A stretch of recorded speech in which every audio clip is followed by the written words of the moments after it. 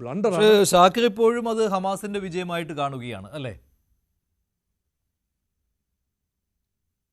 എന്നോടാണോ? ഷാക്കിർ അതായത് ഞാൻ നിങ്ങൾ ദയവ് ദുർവ്യാഖ്യാനം ചെയ്യല്ലേ.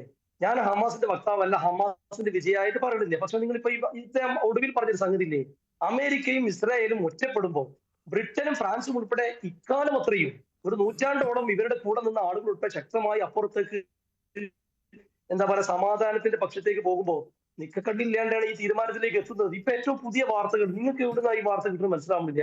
ഏറ്റവും പുതിയ വാർത്തകൾ വരുന്നതനുസരിച്ച് അന്താരാഷ്ട്ര മാധ്യമങ്ങൾ റിപ്പോർട്ട് ചെയ്യുന്നത് ഇപ്പൊ ഫലസ്തീനിൽ, അതായത് ഇസ്രായേലിന്റെ ബോംബിംഗ് റെഡ്യൂസ് ചെയ്തത്, അതായത് നിർത്തിയതല്ല. ഡൊണാൾഡ് ട്രംപ് കൃത്യമായി നെതന്യാഹുവിന്റെ മേൽ സമ്മർദ്ദിച്ചിട്ട് പറഞ്ഞത് ബോംബിംഗ് സ്റ്റോപ്പ് ചെയ്യണമെന്നാണ്.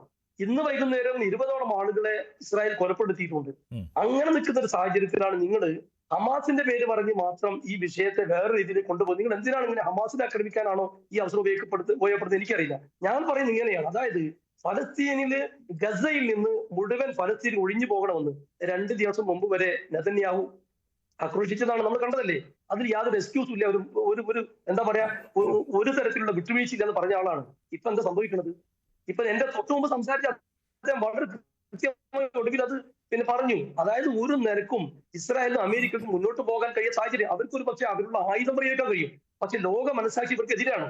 സമാധാനം ആഗ്രഹിക്കുന്ന ആളുകൾ, നിരപരാധികൾ കൊല്ലാൻ പാടില്ല എന്ന് പറയുന്ന ആളുകൾ എല്ലാവരും ഫലസ്തീനൊപ്പം ചേരുകയാണ്. അത് ഹമാസിനൊപ്പമല്ല, നമ്മൾ ആരും ഹമാസിനൊപ്പമല്ല. ഇവിടെ ആക്രമണം നടത്തിയത് ആരാണ്? ആയുധം താഴെ വെക്കുന്നത് ആരാണ്? ആയുധം പ്രയോഗിക്കുന്നത് ഇസ്രായേലാണ് ആയുധം താഴെ വെക്കുന്നത്. നിങ്ങൾ എന്തിനാണ് ഹമാസിന്റെ പേരിൽ കൊട്ടി വെക്കുന്നത്? എത്ര മനുഷ്യരെയാണ്, ലക്ഷക്കണക്കിന് ആളുകളെയാണ് ഈ ഇസ്രായേൽ ഈ ഒരു ചെറിയ അടുത്ത കാലത്ത് നടത്തുന്ന മാത്രം യുദ്ധത്തിൽ കൊലപ്പെടുത്തിയിട്ടുള്ളത്.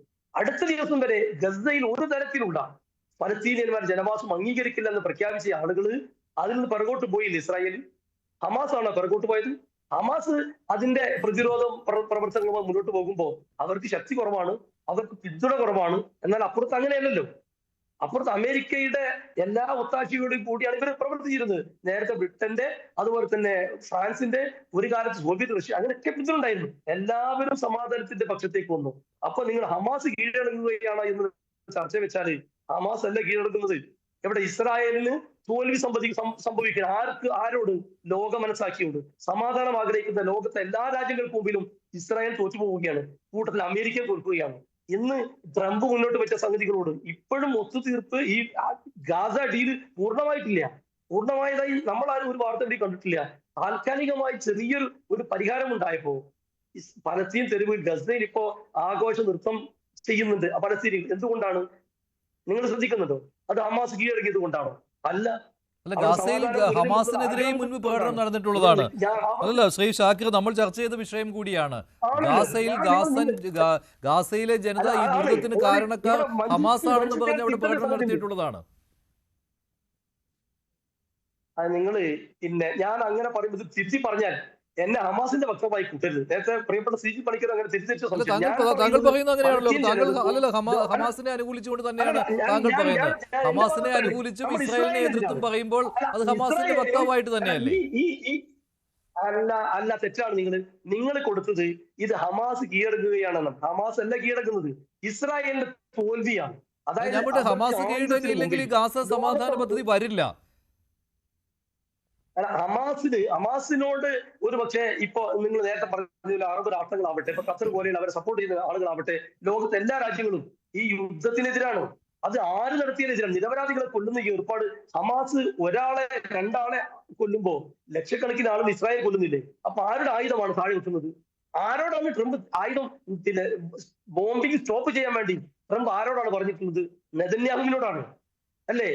ഇന്ന് വൈകുന്നേരം 20 പേരെ കൊന്നത് നെതന്യാഹുവിന്റെ സൈന്യമല്ലേ, ഇസ്രായേലല്ലേ? നിങ്ങൾ നേരത്തെ പറഞ്ഞല്ലോ 20 പേരെ അങ്ങോട്ട് കൊടുത്തപ്പോൾ 1000 ആളെ ഇങ്ങോട്ട് കൊടുക്കുന്നത് ഒരു സ്വാഭാവികമായ സംഗതിയാണ്. പലസ്തീനിയന്മാർ കൂടുതൽ തടവുകാരുണ്ടല്ലോ, അതുകൊണ്ടാണ്. ശ്രീ പണിക്കർ, ഇത് ശരിയാണ്, നെതന്യാഹുവിനോട് നിർത്താൻ പറഞ്ഞിട്ടും നിർത്തുന്നില്ല. ഇപ്പോൾ ഷാക്കിർ പറഞ്ഞത് ശരിയാണ്, വീണ്ടും ആക്രമണം ഉണ്ടായിട്ടുണ്ട് ഗാസയിൽ.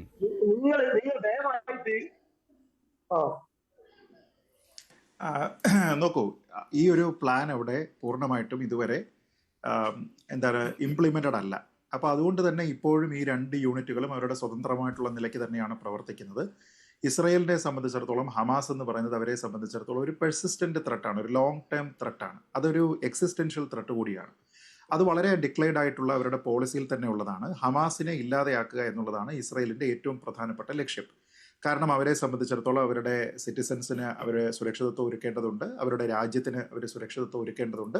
അതുകൊണ്ട് തന്നെ ഒരു ടെറർ യൂണിറ്റ്, ഡെസിഗ്നേറ്റഡ് ആയിട്ടുള്ള ഒരു ടെറർ യൂണിറ്റ് അവരുടെ നെയ്ബറായിട്ട് വരുന്നതിനെ അവർക്കൊരു കാരണവശാലും അംഗീകരിക്കാൻ കഴിയില്ല എന്നുള്ളത് അവരുടെ ഇന്റർനാഷണലി സ്റ്റേറ്റഡ് ആയിട്ടുള്ള പൊസിഷനാണ്. ആ പൊസിഷനിൽ ഒരു തരത്തിലുള്ള വെള്ളം ചേർക്കലിനും ഇസ്രയേൽ തയ്യാറായിട്ടില്ല എന്നുള്ളതാണ് ശ്രീ ഷാക്കിർ മനസ്സിലാക്കേണ്ടത്.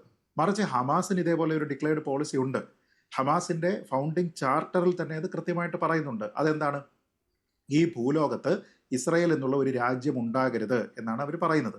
അപ്പൊ അതിനു വേണ്ടിയിട്ട് ഇസ്രയേലിനെ ഇല്ലാതെയാക്കുന്നതിന് വേണ്ടിയിട്ടാണ് ഹമാസ് പ്രവർത്തിക്കുന്നത്. ഞാൻ പറഞ്ഞത് ഇത് ഫോം ചെയ്തിരിക്കുന്ന സംഘടനയുടെ ചാർട്ടറിലുള്ളതാണ്. എന്നിട്ട് ആ ഒരു രാജ്യവുമായിട്ട്, അതായത് നമ്മൾ ആരെയാണോ ഇല്ലാതെയാക്കണമെന്ന് ആഗ്രഹിക്കുന്നത് അവരുമായിട്ടൊരു ഉടമ്പടിയിലേക്ക്, ഷാക്കറിന്റെ വാക്കാണ്, ഒരു ഉടമ്പടിയിലേക്കാണ് വരുന്നത് എങ്കിൽ പോലും അതവരുടെ പരാജയമല്ലേ? അതായത് ഞാൻ ആരെയാണോ ഇല്ലാതെയാക്കാൻ വേണ്ടിയിട്ട് ആഗ്രഹിക്കുന്നത്, ആരാണോ ഈ ഭൂമുഖത്ത് നിന്ന് തുടച്ചു മാറ്റപ്പെടേണ്ടത്, അവരുമായിട്ട് ഞാൻ സന്ധി ചെയ്യാൻ തയ്യാറാണ് എന്ന് പറഞ്ഞു കഴിഞ്ഞാൽ അവിടെ ജയിക്കുന്നത് ഹമാസ് ആണോ അതോ ഇസ്രായേലാണോ? ഏറ്റവും സിമ്പിളാണ്. ഞാൻ പറഞ്ഞ ലോജിക്കലി നമ്മൾ ചിന്തിച്ചു നോക്കൂ. ഒന്ന്. രണ്ട്, ഇവിടെ കീഴടങ്ങേണ്ടി വരുന്നത്, ഒരു സെക്കൻഡ് ഞാൻ പറഞ്ഞു, രണ്ട്, കീഴടങ്ങേണ്ടി വരുന്നത് ആരാണ്?